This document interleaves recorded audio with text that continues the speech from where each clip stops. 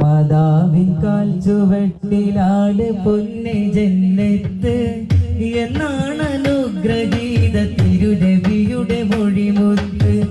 മാതാവിൻ നേരെ ശബ്ദമുയർത്തരുതേ കലിമൂത്ത്. ആ ഉള്ളു കൊള്ളി എന്നാൽ അന്ന് തൊട്ടാണാപത്ത്.